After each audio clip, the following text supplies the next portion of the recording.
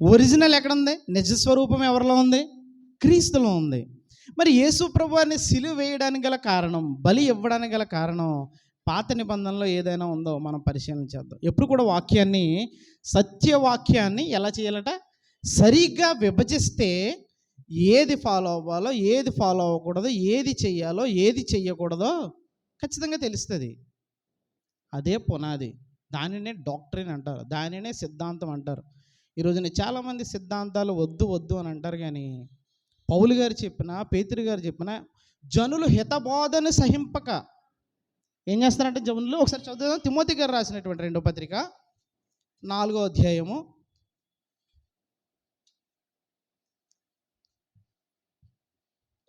2వ వచనం చదువుదాం. పర్లేదు, అలా వదిలేండి, ఏం కదలేండి, అది అవసరం లేదు. ఎందుకనగా 3వ వచనం, ఎందుకనగా జనులు హితబోధను సహింపక దురద చెవులు గలవారై తమ స్వకీయ దురాశలకు అనుకూలమైన బోధకులను తమ కొరకు పోగు చేసుకుని సత్యమునకు చెవినీయక కల్పనా కథల వైపు తిరుగు కాలము వచ్చును అన్నాడు. వచ్చేసింది ఆల్రెడీ. ఇది ఎప్పుడు 1వ శతాబ్దంలో రాసినటువంటి పత్రిక. ఏం చేస్తున్నాడు? జనులు హితబోధన సహించలేదంట. హితబోధ అంటే కింద చూడండి, ఆరోగ్యకరమైన బోధ. దాన్ని సౌండ్ డాక్ట్రిన్ అంటారు ఇంగ్లీష్లో. అంటే దాన్ని తెలుగులో సిద్ధాంతము అని కూడా అంటారు, పర్యాయ పదాలు. ఇది ఎవరు వాళ్ళు ఏం చేస్తున్నారంటే మనుషులు దాన్ని సహించట్లేదట. ఇష్టమైన బోధకుల్ని తయారు చేసుకుంటూ ఉంటున్నారట. పిట్ట కథలు, కల్పనా కథలు చెప్తుంటే అబ్బా అయ్యగారు సూపరు, దైవజనులు సూపరు, 1,00,000 మందిని నడిపిస్తున్నారు, 10,000 మందిని నడిపిస్తున్నారు, సూపర్ స్టేజ్ భలే ఉంది, వాళ్ళ గిటార్లు భలేగా ఉన్నాయి, మేడం గారు భలే ఉన్నారని అనుకుంటున్నారు. సోదరి ఈరోజు సత్యం తెలుసుకోవాల్సినటువంటి బాధ్యత మన మీద ఖచ్చితంగా ఉంది. ఎందుకంటే ఇందాక దైవజనులకు ఎక్సలెంట్ రెఫరెన్స్ ఇచ్చారు. అరే బాబు, దేవుడు చెప్పింది చెప్పినట్లు చేయకుండా వాళ్ళు ఇష్టం వచ్చిందని చేస్తూ మళ్ళీ ఏమన్నారట? ప్రభువో ప్రభు అని అంటున్నారండి. ఈరోజు చూద్దామండి, ఎందుకు యేసు ప్రభువాన్ని సిలువ వేయాల్సి వచ్చిందో పాత నిబంధనలో జరిగినటువంటి ఒక సంఘటన మనం తెలుసుకుందాం. తెలుసుకునే ముందుగా ఇప్పుడు జాగ్రత్తగా ఆలోచించండి. మరి అప్పుడు ఎలా చేశారు కదండి పాత నిబంధనలు? చాలామంది అడిగే ప్రశ్న, మరి పాత నిబంధనలు అలా చేశారు కదండి, మరి పాత నిబంధనలు ఎలా చేశారు కదండి, మరి దావీదు గారు అలా చేశారు కదండి అని అంటే జాగ్రత్తగా ఆలోచన. ఆరాధన అప్పుడు ఉంది, ఇప్పుడు ఉంది, అవునా? కానీ పద్ధతులు మారాయి. ఎలా? అప్పుడు మేకనే గొర్రెలు ఇచ్చారు, మీరు ఎవరైనా ఇస్తారా? మన ఇంట్లో తప్పితే దేవునికి ఎవడెవరు. అప్పుడు ప్రత్యక్ష గుడారం ఉంది, ఈరోజు ఏముంది? ఆత్మ సంబంధమైనటువంటి సంఘం ఉంది, మందిరం ఉంది, దేవుని ఆలయం ఉంది. చాలా పద్ధతులు మారిపోయినప్పుడు యాజకుల వస్త్రాలు వేరు, ఈరోజు మన డ్రెస్సులు వేరు. యాజకుల వాళ్ళ క్రియలు వేరు, వాళ్ళ గోత్రాలు వేరు. ఈరోజు మన కులమో గోత్రం అనేది లేదు, క్రైస్తవుడు అంతే. సో చాలా పద్ధతులు మారిపోయినాయి. చూడండి, ఆరాధన అప్పుడు ఉంది, ఇప్పుడు ఉంది, కానీ పద్ధతులు మారాయి. అప్పట్లో వెలుగు ఉంది. ఎలాగా? లైట్ కావాలంటే ఏం చేసేది? కిరోసిన్ లాంతర్లు పట్టుకునేవారు, అవునా? ఫ్లోరెన్స్ నైటింగేల్ అనేవాడు చాలామంది ఏం చేశారట? గుడ్డు వాళ్ళకి దారి చూపించడం కోసం ఒక లైట్ని లాంతర్లో వెలిగించుకుంటూ ఉండేవారు. లేదంటే ఇప్పుడు చూడండి, మనం ఏం చేస్తున్నాం? ఫ్లోరెసెంట్ ల్యాంప్స్, ఈ బల్బులన్నీ యూజ్ చేస్తున్నాం. వెలుగు ఒక్కటే, కానీ దాన్ని వినియోగించే పద్ధతి మారిపోయింది. వంటలు ఉన్నాయి. ఒకప్పుడు కట్టెల పొయ్యి మీద ఉండేవారు, ఈరోజు గోబర్ గ్యాస్ ఉంది, హెచ్పిజి ఉంది. హెచ్పిజినా? హెచ్పి దాన్ని ఏమంటారు? LPG, liquid petroleum gas. అంటే వంట విధానం అప్పుడు ఉంది, ఇప్పుడు ఉంది, కానీ విధానం పద్ధతి మారిపోయింది. ఆకలి ఉంది. ఉదాహరణ, ఆదం గారికి ఆకలి వేసినప్పుడు ఏం తిన్నారు? పండు తిన్నారు. చాలామంది యాపిల్ పండు అంటారు, యాపిల్ పండు అని బైబిల్లో పండు తిన్నాడు. ఈరోజు మనకు ఆకలి వేస్తే ఏం చేస్తాం? బిర్యానీ. కానీ కుదరదు, మధ్యాహ్నం మనకి ఏదో ఆలు కర్రీ ఏదో ఉండదు. అంటే ఆకలి అప్పుడు ఉంది, ఇప్పుడు ఉంది, కానీ పద్ధతులు మారిపోయి. ఈరోజు సహోదరి సహోదరులారా, నిర్గమకాండం 12వ అధ్యాయంలో దేవుడు ఒక మాట చెప్తున్నాడు. చూడండి, ఈరోజు నేను మీకు చెప్పబోయే అంశము పస్కా గురించి చెప్తాను. పస్కాని ఇంగ్లీష్లో పాస్ ఓవర్ అంటారు, లేదంటే పాస్ ఓవర్ అంటారు. అంటే ఏంటి? పాస్ ఓవర్ అంటే దాటిపోవడం. పస్కా అనే పదానికి అర్థం ఏంటంటే దాటిపోవుట. ఏంటి దాటిపోయారు అని అంటే, ఇజ్రాయేలీలు మనందరికీ తెలుసు, ఐగుప్తులో నుంచి కానాను చేసే ప్రయాణంలో ఫరో వాళ్ళని వెళ్ళనివ్వట్లేదు. దేవుడు 10 అద్భుత కార్యాలు చేశాడు, అయినా సరే వెళ్ళనివ్వట్లేదు. కానీ చిట్ట చివరిగా ఒకటి తీసుకొచ్చాడండి వాళ్ళందరికీ, ఫరోని భయపెట్టేటటువంటి. అసలు దేనికి స్ట్రిక్ట్ నెఫ్ట్గా అంటారు అంటే, ఫరో వాడికి ఇనుప నరం ఉన్నదట, ఫరోకి మెడ వంచడట. అలాంటి సైతం దేవుడు వంచాడు. అక్కడ ఏం జరిగిందో చూద్దాం. పాస్ ఓవర్ అంటే దాటిపోవుట. ఏం దాటిపోవుడా అని అంటే పాప సంబంధమైనటువంటి ఐగుప్తుని దాటిపోయారు. దేని ద్వారా దాటిపోయారు అని అంటే నిర్గమకాండము 12వ అధ్యాయము మొదటి నుంచి ఒకసారి చూద్దాం. మోషే అహరోనులు ఐగుప్తు దేశంలో ఉండగా యెహోవా వారికి ఎలాగూ సెలవిచ్చాను. ఏంటమ్మా? నెలలలో ఇది మొదటిది. చూడండి, ఆ రోజు పండగలకు చేయమని చెప్పాడు. ఆ పండగల గురించి ఏ రోజున ఏ నెలలో చేయాలని చెప్పాడు. ఇప్పుడు అది హెబ్రూ క్యాలెండర్ వేరు. ఇప్పుడు మనకున్న గ్రెగోరియన్ క్యాలెండర్ ప్రకారం సంవత్సరంలో మొదటి నెల ఏది? జనవరి. అందులో మొదటి నెల ఎన్నరట? ఈ సంవత్సరమున నెలలలో ఈ నెల మొదటిది. అంటే గ్రెగోరియన్ క్యాలెండర్ ప్రకారం జనవరి. ఇది మీ సంవత్సరమునకు మొదటి నెల. కానీ హెబ్రూ క్యాలెండర్ ప్రకారం చూస్తే ఆ మొదటి నెలలో ఎన్నో తారీఖుని చేయమంటున్నాడు చూడండి. అంటే ఈ నెల దశమి నాడు వారు తమ తమ కుటుంబంలో లెక్క చొప్పున ఒక్కొక్కడు గొర్రెపిల్లనైనను మేకపిల్లనైనా, అనగా ప్రతి ఇంటికి ఒక గొర్రెపిల్లనైనను ఒక మేకపిల్లనైనను. మరి అలా చేశారు కదండి అని అనుకుంటే ఇప్పుడు కూడా మనం ప్రతి ఇంటికి ఏం తీసుకురావాలి? మేకపిల్లనైనా గొర్రెపిల్లనైనా తీసుకురావక్కర్లేదు. కానీ ఆరాధన జరిగించడానికి దేవుని మందిరానికి మీరు కావలసినటువంటి సహాయం మీ హృదయాలను నిశ్చయించుకున్న ప్రకారం చేయండి. చూడండి, ప్రతి ఇంటి దగ్గర నుంచి ఒక మేకపిల్లని కానీ గొర్రెపిల్లని కానీ తీసుకురమ్మన్నాడు. ఎందుకంట అని అంటే అసలు ఇది ఎందుకు దేవుడు ఇది చేస్తున్నాడంటే పై అధ్యాయం చూద్దాం. 11వ అధ్యాయము 5వ వచనం ఒకసారి చూద్దామండి. 5వ వచనం. అప్పుడు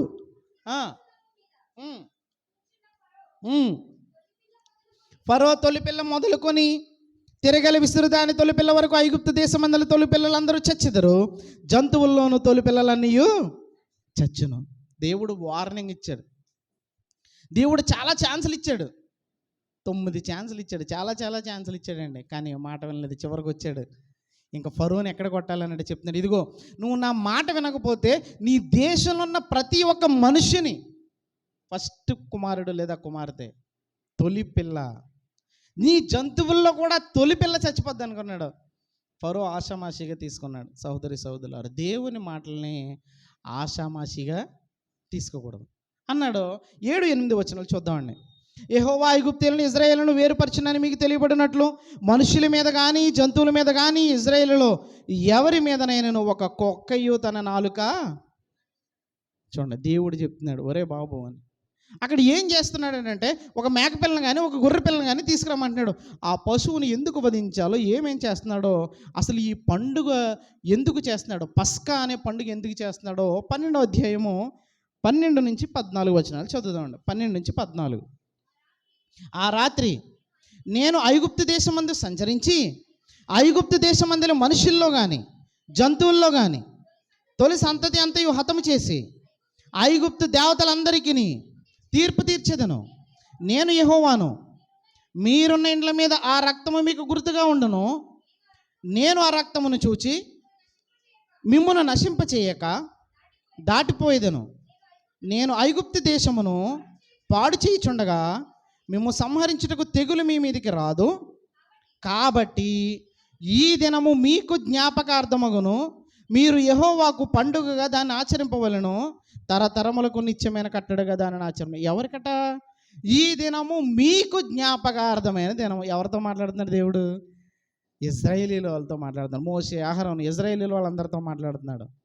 ఇదిగో పస్కా పశువు, పస్కా బలి ఇవ్వండి. ఎందుకు ఇవ్వాలని అంటే అది ఏదో దేవుడు తింటకు కాదు. యాక్చువల్గా పండగ అంటే ఎందుకు చెప్పండి, నిజం చెప్పండి యథార్థంగా. పండగ అంటే ఏంటి? ఏంటండి? జ్ఞాపకం చేసుకోవడం. Very good. అప్పుడే ఇలాంటి ఆన్సర్లు చెప్పొద్దు. వీళ్ళ నుంచి చెప్తే పండగ అంటే ఏంటి? ఫస్ట్ మంచి బట్టలు వేసుకుంటాం, కొత్త బట్టలు. పండగ అంటే ఏంటి? పొద్దున్న పులిహోర వండుతాం, గారెలు వండుతాం, బూరెలు వండుతాం. మధ్యాహ్నం మనకి ఇష్టం వచ్చిన వంటకాలు, సేమియా వండుతాం, chicken, mutton, fish, prawns, crabs అన్నీ ఫ్రై చేసుకుంటాం. నైట్ సినిమాకి వెళ్తాం, పార్క్కి వెళ్తాం, ఎంజాయ్ చేస్తాం, తిరిగి వస్తాం. పండుగ అంటే మనం సంతోషంగా ఉండడానికి, మనం తినడానికి, మనం ఆనందంగా ఉండడానికి. కానీ దేవుడు చెప్తున్నటువంటి పండుగ దేనికోసం ఈరోజు మనం నేర్చుకుందాం. పండుగ చేయమని చెప్పాడు. మొదటి నెలలో, సంవత్సరంలో మొదటి నెలలో 10వ రోజుని పండుగ చేయమన్నాడు. ఆ పండుగ ఎలా చేయమన్నాడు, ఎందుకు చేయమన్నాడు, ఎప్పుడు చేయమన్నాడో ఇక్కడ చూద్దామండి. ఇంకా ముందుకు వెళ్దాం. అసలు దీన్ని ఎలా చేయాలనంటే 6వ వచనం చెప్తున్నారు చూడండి. 12వ అధ్యాయం 6వ వచనం. 6వ వచనం, నిర్దోషమైన ఏడాది మగపిల్లను తీసుకుని వెళ్ళను, గొర్రెల నుండి అయినను మేకల్లో నుండి అయినను దాన్ని తీసుకోవాలి. చూడండి, జాగ్రత్త చూడండి. ఒక మేక పిల్లను కానీ ఒక గొర్రె పిల్లను కానీ తీసుకోవాలి, కానీ ఎలా ఉండదంటే అది మగపిల్ల ఉండాలి. ఎందుకు మగ మగ మగ మగ లేవీలు మగోళ్ళు ఎందుకు వేస్తున్నాయి? చాలా విషయాల్లో దేవుడు పురుషులకి, స్త్రీలకి, వృద్ధులకి, విధవరాళ్ళకి, యవనస్తులకి, చంటి పిల్లలకి, బాల్యంలో దశలో ఉన్న వాళ్ళకి ప్రతి ఒక్కరికి ఆజ్ఞలు ఇచ్చాడు.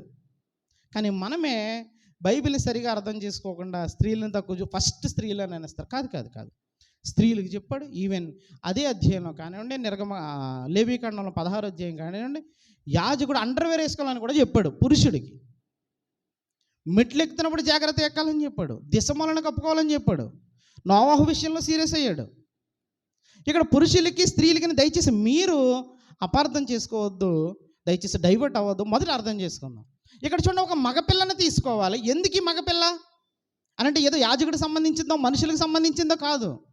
నిర్దోషమైనటువంటి ఏడాది మగపిల్ల, నిర్దోషం. అసలు దానికి దోషం ఉండకూడదు, మచ్చ ఉండకూడదు, కలంకం ఉండకూడదు.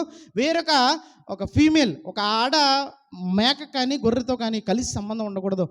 మగ మేకపిల్ల లేదా మగ గొర్రెపిల్ల అంటే యేసుక్రీస్తుకి సాదృశ్యము. యేసుక్రీస్తు ఎలా ఉన్నాడట? పరిశుద్ధమైనటువంటి వాడుగా ఉన్నాడు. ఆయనలో ఏ లోపము, ఏ కపటము లేదు. ఇప్పుడు పస్కాని ఎందుకు ప్రభువుతో పోలుస్తున్నానంటే మీకు క్లారిటీ ఇస్తాడు. చూడండి, 6వ వచనం చెప్తున్నాడు, ఒక పశువుని తీసుకోండి, అది గొర్రె కానీ మేకను కానీ, అది చాలా పరిశుద్ధంగా ఉండాలి, నిర్దోషంగా ఉండాలి, మగదై ఉండాలి. 1 సంవత్సరంలో దేవుడు ఏదైనా చెప్తే మన ఇష్టం వచ్చినట్టు చేయకూడదు. నోవాహు ఓడను కట్టమన్నాడు. ఎన్ని అడుగులు కట్టాలి, ఎంత వెడల్పు కట్టాలి, ఎంత లోతు కట్టాలి, ఎంత ఎత్తు కట్టాలి చెప్పాడు. నేను ప్రభువా ఇలా ఉంటే బాగుంటుందేమో అని దయచేసి అనకూడదు. ఇక్కడ చూడండి, 8వ వచనం చదువుదాం. 8వ వచనం, ఆ రాత్రియే, తర్వాత రోజు, రెండో రోజు కాదు, ఆ రాత్రియే వారు అగ్ని చేత కాల్చబడిన ఆ మాంసమును, పొంగని రొట్టెలను తినవలెను, చేదు కూరలతో. ఎందుకండి చేదు కూరలు? ఆలోచించింది ఎందుకో. మన పండగనంటే ఇందాక మనం మాట్లాడుకున్నాం, మనకి ఇష్టమైనటువంటి వంటకాలు మనం ఏది తింటామో, మనం ఏదైనా దేవుని సేవకులు వచ్చినప్పుడు కానీ, వేరైనా అతిథులు వచ్చినప్పుడు కానీ వాళ్ళు ఏం తింటారు? సుశీలమ్మ గారు ఏం తింటారు, మధు బ్రదర్ ఏం తింటారు, వాళ్ళ అబ్బాయి ఏం తింటాడు, ఏం కావాలి అని ఎందుకు ఆతిథ్యం ఇవ్వడానికి ప్రేమ చూపిస్తూ ఉంటాం. వాళ్ళు ఎక్కడ పడుకుంటారు, వాళ్ళకి ఏసీ ఇవ్వాలి, లేదా వాళ్ళకి టవల్ ఇవ్వాలి, వాళ్ళకి ఫ్యాన్ ఇవ్వాలి, వాళ్ళు ఎక్కడ కూర్చోబెట్టాలి, వాళ్ళకి అన్ని సదుపాయాలు ఉన్నాయి లేవా, పేస్ట్ ఉన్నాయి, సబ్బు ఉన్నాయి లేవా, సేవకులు ఎక్కడికి వెళ్ళినా గౌరవం ఉంటుందండి. ఇక్కడ చూడండి, మనం తినేటప్పుడు మనకి ఇష్టమైన వంటకాలు భోజనం చేస్తాం, మనకి ఎక్కడ ఏది ఇష్టమైతే అదే వండుకుంటాం. కానీ దేవుడు చెప్తున్నాడు చేదు కూరలతో తినాలట. ఇది ఎంత బాధాకరం అండి.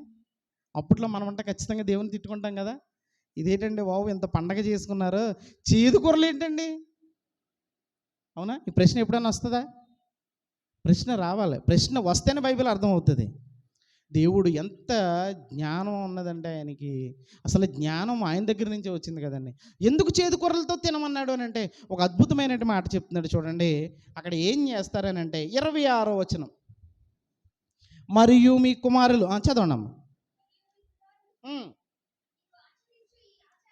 మీ ఆచరించి ఈ ఆచారం ఏమిటని మిమ్మల్ని అడిగినప్పుడు మీరు, ఇది యెహోవాకు పస్కా బలి, ఆయన ఐగుప్తీయులను హతము చేయొచ్చు, మన ఇండ్లను కాచినప్పుడు ఆయన ఐగుప్తులో ఉన్న ఇశ్రాయేలు ఇండ్లను విడిచిపెట్టెను అనవలెనని చెప్పెను. ఏమండి, చేదు కూరలు. పిల్లలు ఎంతో సంతోషంగా కొత్త బట్టలు వేసుకున్నారు, ఆడుతూ ఉన్నారు, పాడుతూ ఉన్నారు, ఆకలేసింది, వచ్చారు, అమ్మ అన్నం పెట్టన్నారు, రొట్టె పెట్టింది, ఆ మాంసం కూర పెట్టింది, కానీ చేదుగా ఉంది. ఇదేంటమ్మా చేదుగా ఉండవు, రోజు చాలా బాగుండుతావు కదా, ఈరోజు ఏంటమ్మా చేదుగా ఉండవు అనే ప్రశ్న మొదలవుతుందట. ఆ పిల్లలు కానీ, బంధువులు కానీ, స్నేహితులు కానీ అడిగినప్పుడు వాళ్ళకి ఏం చెప్పాలంట? ఇదిగో చేదు కూరలు ఎందుకు పెట్టమన్నాడు అని అంటే ఆ ప్రశ్నలు ఏమనెత్తుతారు? అప్పుడు నా గురించి చెప్పండి. అక్కడ ఉన్న ఇశ్రాయేలు ఏం చేశారు తెలుసా? అప్పుడు ప్రజలు తలలు వంచి నమస్కారము చేసిరి. ఎందుకు? అయ్యో బాబోయ్, నీ ప్లాన్ చాలా గొప్పది దేవా, నిన్ను మహిమపరచడానికి ఏంటి చేదు కూరలతో తినమన్నావు, మాకు ఇష్టం లేకపోయినా.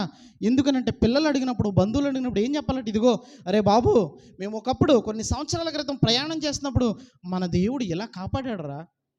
ఇశ్రాయేలీయులు అందరూ చనిపోయారు, కానీ ఈ పశువు యొక్క, ఈ పస్కా పశువు యొక్క రక్తము ఏ ఇంటి గడప మీద అయితే ఉందో వాళ్ళని విడిచిపెట్టేశాడు సంహారదూత, మిగిలిన వాళ్ళందరినీ చంపేశారు. ఆ పస్కా పశువు యేసు ప్రభువారు, అది రెఫరెన్స్ కూడా చూద్దాం. యేసు ప్రభువారి యొక్క రక్తం ఏ గృహం మీద అయితే, ఏ మనిషి మీద అయితే ఉంటుందంటే రక్షణ పొందుతూ ఉన్నారో వాళ్ళని సంహారత ఏం చేయదు. కానీ ఎవరైతే బాప్తిస్మం తీసుకోలేదో వాళ్ళని సంహారత ఏం చేస్తుందండి? చంపేస్తా. సహోదరి సహోదరులారా, అసలు ఇందాక మనం చూసాం ఎప్పుడు, ఎందుకు, ఎలా చేయాలని. ఇంకా దీని గురించి ఇంకా వివరణ ఇస్తాడు. 10వ వచనం కూడా చూద్దామండి. 10వ వచనం, దానిలో ఉడికి ఉడకనిదైనను నీళ్లతో ఉండబడినదైనను తినకూడదు. ఉదయకాలం వరకు దానిలో ఏది మిగిలింపకూడదు.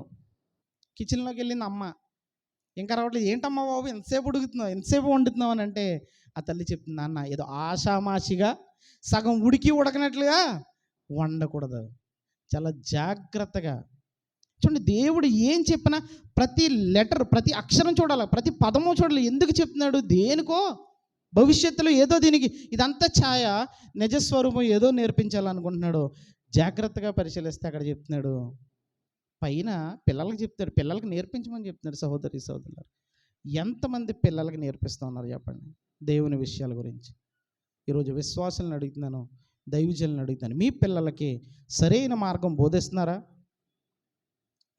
ఆలోచించుకోండి ఒకసారి. సేవకులు ఆలోచించాలి, విశ్వాసాలు ఆలోచించాలి.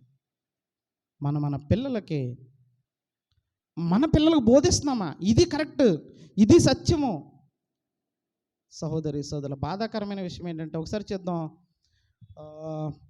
న్యాయాధిపతుల గ్రంథం 2వ అధ్యాయం 10వ వచనం చూద్దాం ఒకసారి. చూడండి, అక్కడ తల్లిదండ్రులు ఎంత నిర్లక్ష్యం చేశారంటే పిల్లలకి ఏమీ నేర్పకుండా ఉన్నందుకు అక్కడ ఉన్నటువంటి వంశం ఏమైందనంటే, ఇజ్రాయేలీల వంశంలో వాళ్ళందరూ ఎలా అయిపోయారనంటే, తీయండి ఒకసారి న్యాయాధిపతుల గ్రంథం 2వ అధ్యాయం 10వ వచనంలో, ఆ తరము వారందరూ తమ పితరుల యొద్దకు చేర్చబడ్డారు, చనిపోయారు. వారి తరువాత యెహోవానైనను ఆయన ఇశ్రాయేలీయుల కొరకు చేసిన కార్యములనైనను. ఏంటండి? ఏమండి, దేవుడు అంటే తెలియనోడు ఎవడన్నా ఉన్నాడా? అంటే దేవుడు అంటే తెలియనోడు ఎవడం అని అంటే ఎవరు? నాస్తికులు అంటాం మనం. ఏంటి, ఇశ్రాయేలీయులు దేవుని పిల్లలుగా పిలువబడుతున్న వీళ్ళు యెహోషువ చనిపోయిన తర్వాత మోషే చనిపోయాడు, అహరోన్ చనిపోయాడు, యెహోషువ చనిపోయాడు. ఇంకా నడిపించే వాళ్ళు చనిపోయిన తర్వాత ఇంక వీళ్ళు నడిపించే వాళ్ళు, దారి చూపేవారు ఒక్కడూ తయారవ్వలేదు.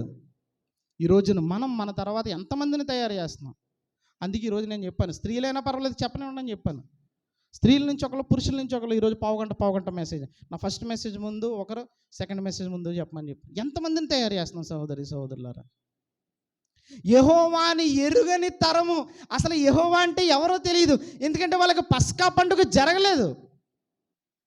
దేవుడు చెప్పినటువంటి ఆజ్ఞలు ఎవడో చదవలేదు, వినిపించలేదు, ధ్యానం చేయలేదు. యాజకులు లేరు, లేవీలు లేరు, పాడైపోయారు. ఈ రోజున ఇక్కడ శుక్రవారం స్త్రీల కూడక, శనివారం పురుషుల కూడక, ఆదివారం ఆరాధన, నెలకు 2-3 సార్లు స్పెషల్ బైబిల్ క్లాస్, కృతజ్ఞత కూడికలు జరుగుతుంది. చాలా సంతోషిస్తున్నాను. క్రీస్తు సంఘాలు అంటే ఈరోజు గుడ్ ఫ్రైడే అని, గాడిద గుడ్ అని, ఈస్ట్ అని తలుపులు వేసేసిన రోజులు. ఈరోజు తలుపులు తీయండి. మీరు గుడ్ ఫ్రైడే చేయమని ఎవడో చెప్పట్లేదు, సమాధుల పండుగ చేయమని, సమాధులు పేడ తోలకమని మేమేం చెప్పట్లేదు. కానీ సెలవు రోజుల్లో ప్రజలకు ప్రకటించిన కనీసం. అందుకు ఈ స్థానిక సంఘాన్ని అప్రిషియేట్ చేస్తాను సహోదరి సార్, వచ్చిన మిమ్మల్ని అందరినీ కూడా. ఇక్కడ చూడండి, ఇంకా దాన్ని ఎలా తినాలో చెప్తున్నాడు చూడండి. ఎలా పడితే ఎలా తినకూడదట. 11వ వచనం, 12వ అధ్యాయం, నిర్గమకాండం 12వ అధ్యాయం 11వ వచనం, మీరు దానిని తినేది మీద ఏదనగా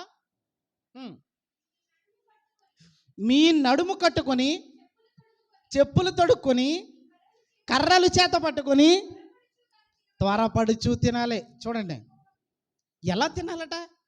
పస్కా పశువును బలి ఇచ్చారు, దాన్ని ఏమో కాల్చారు, ఉడకబెట్టారు, తర్వాత దానికి పులియని రొట్టెలు చేశారు. ఇప్పుడు 2 తినాలి. ఇదేమో చేదుగా ఉంది. ఓరి నాయన, తినడానికి టేస్టే చేదుగా ఉందంటే మళ్ళీ రూల్స్ ఒకటి. ఎలా తినాలట? త్వరపడుచు తినాలట. నడుము కట్టుకోవాలట. నడుము ఎందుకు? నడుము కట్టుకోవాలట. 2వది ఏంటండి? చెప్పులు తొడుక్కోవాలండి. భోజనం చేసేటప్పుడు ఎవడన్నా చెప్పులు తొడుక్కుంటాడా? చిచ్చి నీకు బుద్ధి జ్ఞానం ఉందా అంటారా? పెళ్ళిళ్ళు చెప్పులు లేకుండా తింటాం ఏంటి?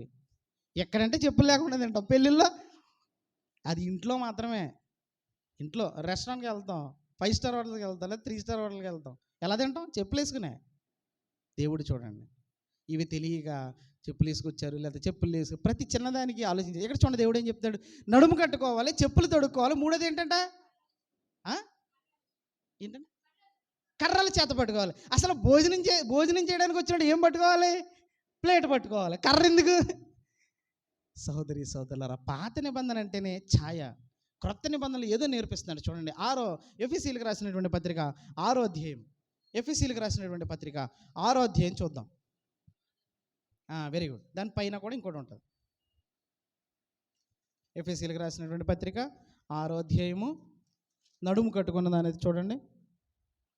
14వ వచనం. ఏలగనగా మీ నడుమునకు సత్యమును దట్టి అంటే బెల్ట్. ఇప్పుడు మనం అందరం బెల్ట్ పెట్టుకుంటాం. బెల్ట్ పెట్టుకోకపోతే ఏమవుతుంది? జారిపోతుంది. అంటే దిశమూల కనబడితే దేవునికి అసహ్యం.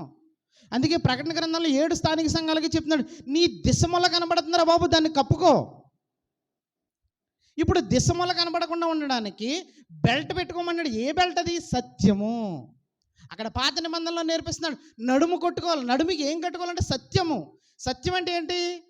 యోహాను సువార్త 17:17, నీ వాక్యమే.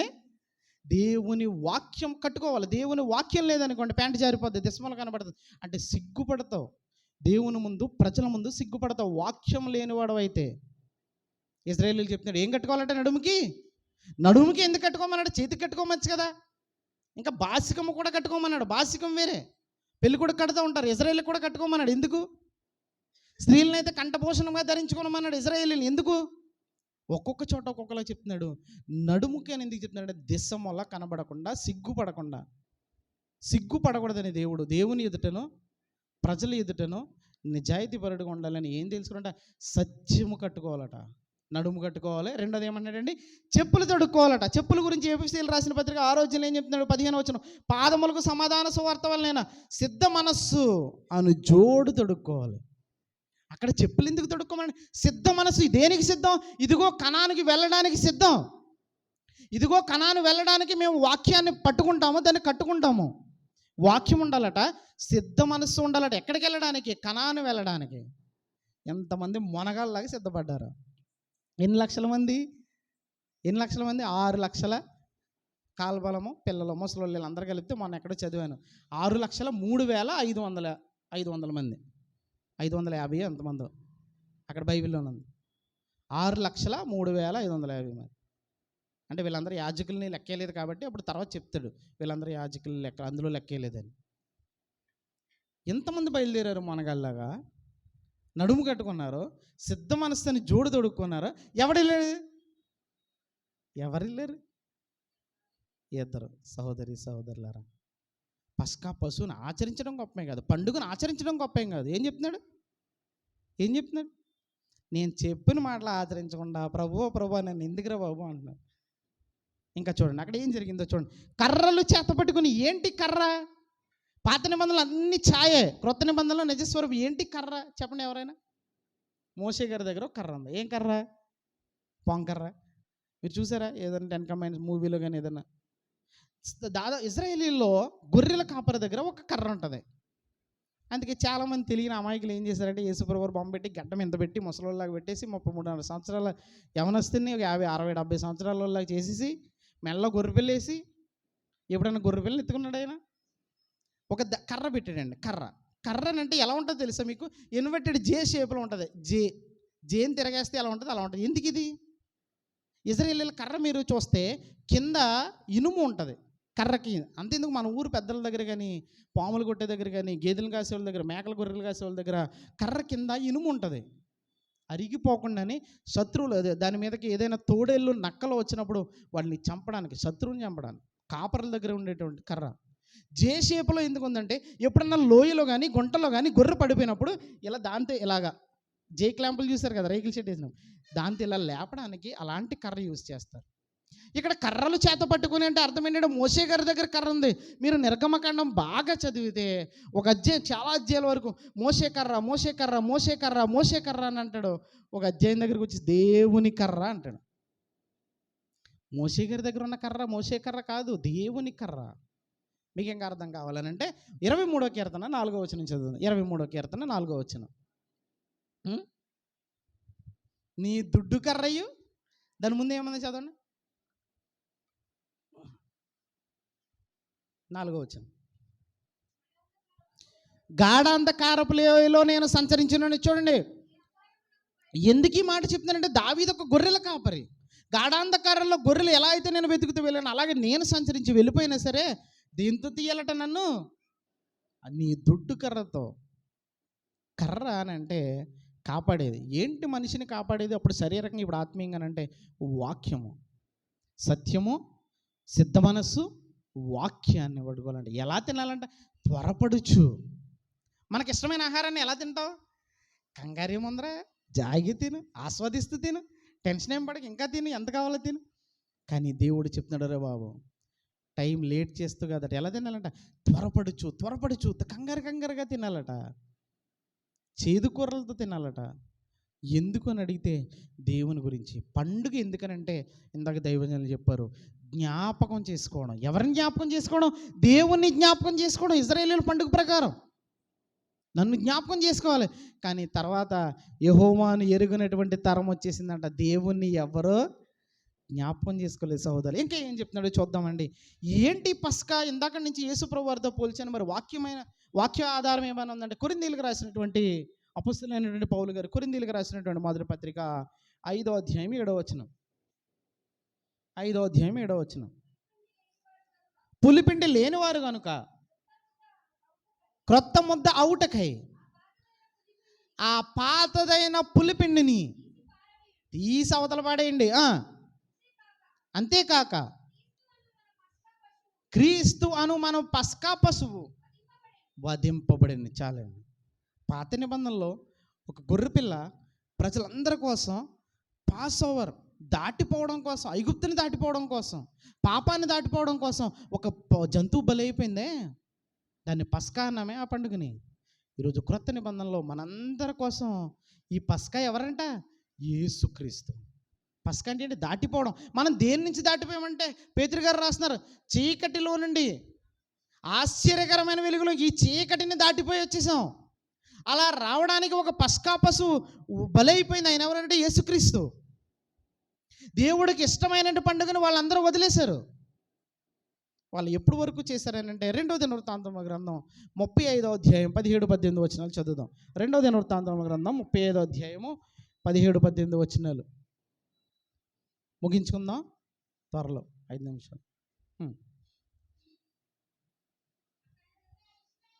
35-17-18. అక్కడ ఉన్న ఇశ్రాయేలీయులు 17-18 35 2వ దినవృత్తాంతము. అక్కడనున్న ఇశ్రాయేలీయులు ఆ కాలమందు పస్కాను పులియని రొట్టెల పండుగను 7 దినములు ఆచరించిరి. ప్రవక్త అయిన సమూయేలు దినములు మొదలుకొని ఇశ్రాయేలీయుల పస్కా పండుగ అంత ఘనముగా ఆచరింపబడి ఉండలేదు. చాలండి. ఎప్పుడైతే ఇంకా ప్రవక్త లేడో, ఇంక ఈ ప్రవక్త వెళ్ళిపోయిన తర్వాత అంత ఘనముగా దాన్ని బాధ్యత తీసుకున్నవాడు అసలు అంత ఘనముగా ఎవరు చేయలేదంటే అర్థం ఏంటి? పండుగను మర్చిపోయారు సహోదరులారా. క్రొత్త నిబంధనలో దేవుడు కోరుకున్నటువంటి పండుగ ఏంటో తెలుసా? క్రొత్త నిబంధనలో పస్కా ఎవరు? క్రీస్తు. ఆయన ఎప్పుడు జ్ఞాపకం చేసుకోవాలి? సంవత్సరంలో మొదటి నెల 10వ దినం నాడు కాదు, ఆదివారమున మేము రొట్టెను కూడుకున్నప్పుడు.